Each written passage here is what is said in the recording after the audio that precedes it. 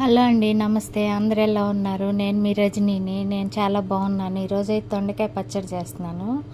చిన్న video short పెడుతున్నాను అన్నమాట.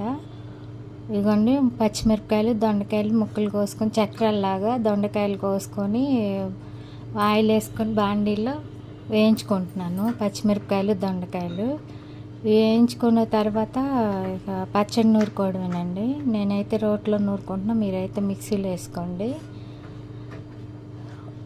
ఇందులో కావాల్సినవి ఎల్లుల్లిపాయ, జీలకర్ర, ఉప్పు అంతే. అయినా కానీ సూపర్ టేస్ట్గా ఉంటుంది. రోట్లో నూరుతున్నాను కాబట్టి మీరు కూడా ఒకసారి ట్రై చేసుకొని చూడండి. దొండకాయ పచ్చడి చాలా బాగుంటుందండి. అన్నం అంతా దీంతోనే తింటారనమాట.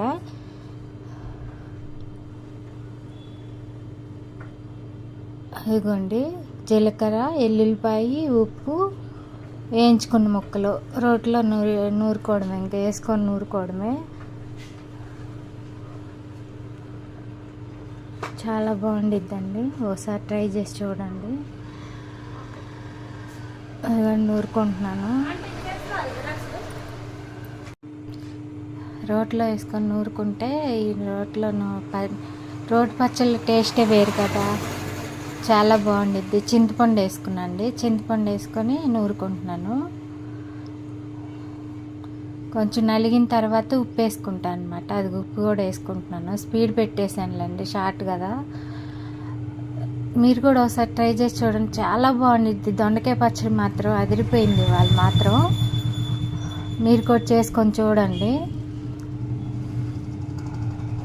అంతే అండి. వాళ్ళకి లైక్ చేసి, షేర్ చేసి, సబ్స్క్రైబ్ చేయండి. నమస్తే అండి.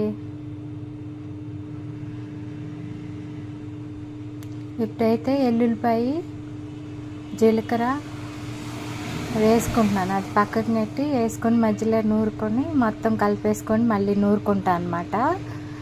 ఇలా నూరుకోవడం వల్ల లాస్ట్లో వేసి కచ్చపచ్చగా ఉంటుంది కదా పచ్చడి, బాగుండిద్ది. అంతే, ఇంకా అయిపోయిందండి. ఇంకా 2 నిమిషాలు నూరుకుంటే అయిపోద్ది అనమాట.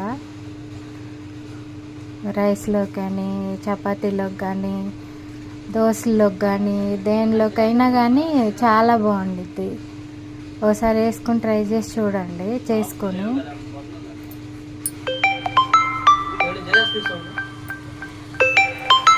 మీరు లైక్ చేయడం వల్ల నాకు ఇంకా బూస్టింగ్గా ఉంటుంది అనమాట. ఇంకా మంచి మంచి వీడియోస్ తీయటానికి ఉంటుంది.